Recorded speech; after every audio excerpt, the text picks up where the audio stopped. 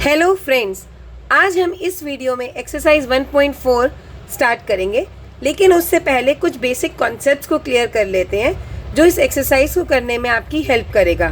तो कुछ फैक्ट्स हैं, जैसे फर्स्ट फैक्ट है हमारा, द सम और difference of a rational number and an irrational number is irrational number. अगर हम एक रैशनल नंबर में इरैशनल नंबर को ऐड करें तो हमारे पास क्या आता है? इरैशनल नंबर आता है। या फिर रैशनल नंबर और इरैशनल नंबर को सब्ट्रैक्ट करें तब भी हमारे पास आंसर में हमेशा इरैशनल नंबर आएगा। अगर इरैशनल नंबर में से रैशनल नंबर सब्ट्रैक्ट करेंगे तब भी आपके पास इरैशनल नंबर आएगा।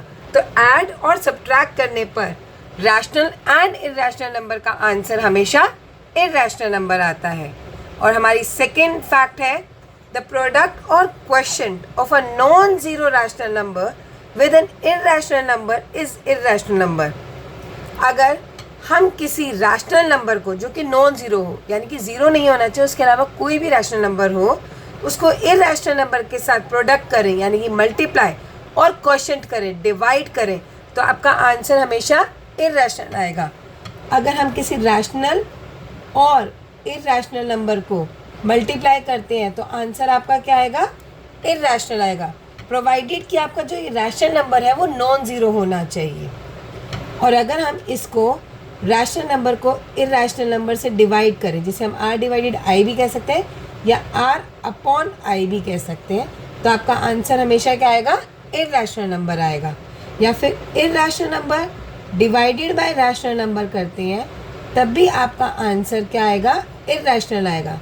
तो हमें इससे फर्स्ट फैक्ट और सेकंड फैक्ट से एक बात समझ आती है कि अगर रैशनल नंबर और इरैशनल नंबर को ऐड करें, सब्ट्रैक्ट करें या मल्टीप्लाई करें या डिवाइड करें तो हमारा आंसर हमेशा इरैशनल नंबर आएगा। चलिए अब हम थर्ड पर चलते हैं। If we add, subtract, multiply और divide two irrationals the result may be rational और इरैशनल।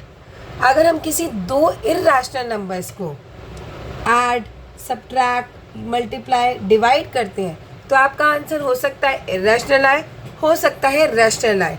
तो इसमें आपकी प्रोबेबिलिटी रैशनल इरैशनल दोनों हो सकती है, डिपेंड करता है कि हमारा इरैशनल नंबर्स कौन से हैं।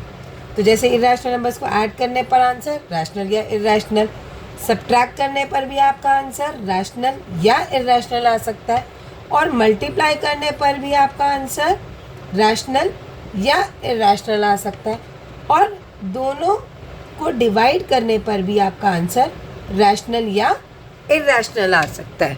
तो इस चीज़ का हम ध्यान रखेंगे और ये फैक्ट को हमेशा अपने ध्यान में रखेंगे कि अगर दोनों नंबर्स इरैशनल हैं तो हमारा आंसर रैशनल या इरैशनल हो सकता है।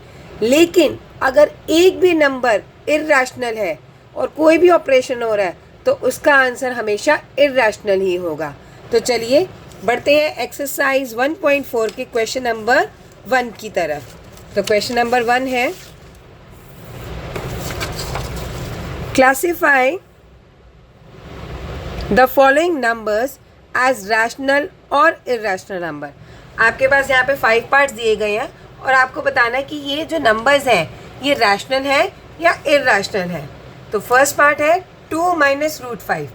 2 हमारा रैशनल नंबर है और √5 इरैशनल नंबर है।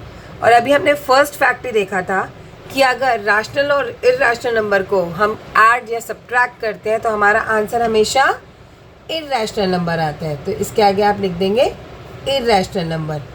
इस फैक्ट में ध्यान रखिए, एक भी नंबर अगर इरैशनल है तो आंसर हमेशा इरैशनल होगा। प्रोडक्ट, मल्टीप्लाई यानी कि सब्ट्रैक्ट, एडिशन या फिर क्वोशिएंट में यानी कि डिवाइड में अगर एक भी नंबर इरैशनल है तो आंसर इरैशनल आएगा। और अगर दोनों इरैशनल है तब हमें देखना पड़ेगा कि वो रैशनल है या इरैशनल। तो जैसे कि सेकेंड पार्ट में आप देख रहे हैं 3 प्लस √23। अब ये नंबर भूल जाओ, तो √23 आपका इरैशनल है और 3 हमारा रैशनल, तो इन दोनों को ऐड करके आंसर आएगा इरैशनल। और यहाँ पे इरैशनल है तो दोनों इरैशनल से क्या आएगा आपका आंसर? या तो रैशनल आ सकता है या इरैशनल आ सकता है। लेकिन यहाँ पर ये सिंप्लीफाई हो सकता है, ये प्लस का √23 है, ये माइनस का √23 है। तो ये +23 और -√23 आपका कैंसिल हो गया। आपके पास सिर्फ बचा 3, जो कि हमारे पास क्या है, रैशनल नंबर। तो यहाँ हम लिख देंगे रैशनल नंबर। अब थर्ड पार्ट पे देखते हैं। 2√7 अपॉन में 7√7, ये डिवाइड है और ये भी इर्रेशनल है, ये भी इर्रेशनल है। तो irrational number divided by irrational number हमेशा पॉसिबिलिटी ला देता है कि या तो वो रैशनल होगा या इर्रेशनल। बट अगर ये सिंप्लीफाई हो जाता है तो हमारी कन्फ्यूजन दूर हो जाएगी। तो जैसे √7 से √7 कैंसिल हो गया और हमारे पास बचा 2/7, जो कि एक रैशनल नंबर है। Fourth part, 1 divided by √2।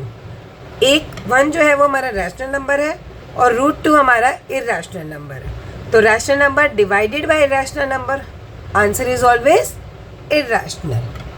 यहाँ पर हम लिखेंगे इर्रेशनल नंबर, क्योंकि हमारे पास एक नंबर जो है वो डिवाइड में इर्रेशनल है, तो आंसर भी आएगा इर्रेशनल में।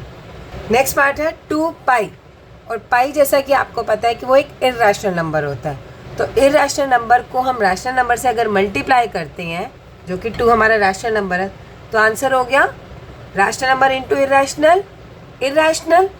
ठीक है, बस ध्यान रखना है कि अगर एक भी इर्रेशनल नंबर आ रहा है मल्टीप्लाई, प्लस, माइनस, डिवाइड में, तो आंसर इर्रेशनल लिख दीजिए बिना सोचे समझे।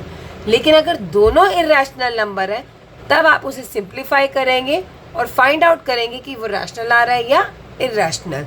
तो यहाँ पर क्या हो रहा है, एक इर्रेशनल है एक रैशनल है और वो प्रोडक्ट हो रहा है, तो आंसर हम डायरेक्ट लिख देंगे कि इर्रेशनल नंबर है ये। तो इसी के साथ हमारा एक्सरसाइज 1.4 का क्वेश्चन नंबर 1 फिनिश होता है।